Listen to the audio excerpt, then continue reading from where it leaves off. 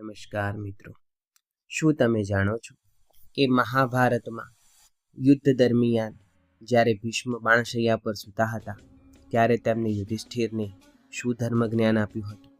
તો ચાલો આજે આપણે તેના વિશે માહિતી મેળવીએ. શ્રી કૃષ્ણની સૂચના અનુસાર યુધિષ્ઠિર રાજા ભાઈઓ, મંત્રીઓ અને બ્રાહ્મણોને સાથે લઈને કુરુક્ષેત્રમાં ગયા. શ્રી કૃષ્ણ અર્જુનના રથમાં બેઠા હતા. વ્યાસજી પણ સાથે હતા અને યુદ્ધમાં ઘવાઈને મૃત્યુની રાહ જોઈ રહેલા ભીષ્મ પિતામહ બાણશૈયા ઉપર સૂતા હતા. ત્યાં પહોંચ્યા. સહુએ જઈને તેમને વંદન કર્યા. ભીષ્મની ભક્તિની પ્રશંસા સાંભળીને ત્યાં સઘળા દેવર્ષિઓ, બ્રહ્મર્ષિઓ, રાજર્ષિઓ આવી પહોંચ્યા. તેમાં પર્વત, નારદ, ધૌમ્ય, વ્યાસ, શુક્રાચાર્ય, વશિષ્ઠ, પરશુરામ, વિશ્વામિત્ર, અત્રિ વગેરે અનેક ઋષિમુનિઓ અને તેમના શિષ્ય મંડળો પણ આવી ગયા. દેવોના ગુરુ બૃહસ્પતિ અને મુનિ કશ્યપ પણ આવ્યા છે.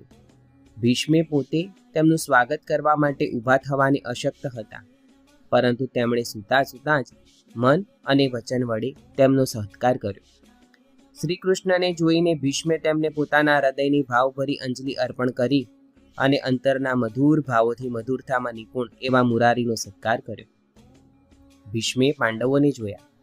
તેમના મુખ ખિન્ન જણાયા એટલે તેમને પૂછ્યું કે હે પાંડવો, તમને શ્રી કૃષ્ણનો, ધર્મનો અને બ્રાહ્મણોનો આશ્રય છે. આજ સુધી જે દુઃખો તમારે સહન કરવા પડ્યા તે કાળની આધીન બન્યા. સુખ દુઃખ બધું ઈશ્વરાધીન છે, માટે તમે હવે શોક ત્યજીને પ્રજાનું રક્ષણ કરો. શ્રી કૃષ્ણ સાક્ષાત નારાયણ છે, પણ પોતાની માયા વડે સહુને મોહ પમાડીને યાદવો સાથે રહે છે.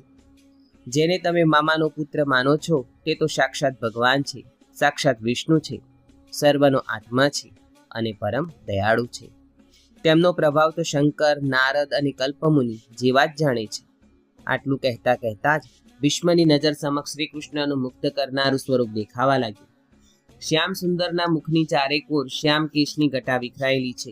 વાંકડિયા વાળની લટોમાં પરસેવાના મૌક્તિકોની માળાઓ પરોવાઈ ગઈ છે. ઉડી રહેલી યુદ્ધભૂમિની રજ વડે મુખકમલ રજૂટાઈ ગયું છે અને શ્રમનો અતિરેક હોવા છતાં પણ પરમાત્માનું મુખારવિંદ પ્રફુલ્લિત અને પ્રસન્ન છે. ભીષ્મે તેને મનોમન વંદન કર્યા અને ઉપકારવશ કહેવા લાગ્યા કે પરમાત્મા કેવા દયાળુ છે. હવે જ્યારે મારો અંતકાળ નજીક આવી રહ્યો છે ત્યારે મને દર્શન આપવા માટે પોતે પધાર્યા છે. પ્રસન્ન મુખ કમળવાળા ચતુર્ભુજ દેવોના દેવને હું વિનંતી કરું કે હે પ્રભુ, હું આ શરીર તજું ત્યાં સુધી આપ મારી સાથે જ ઊભા રહો.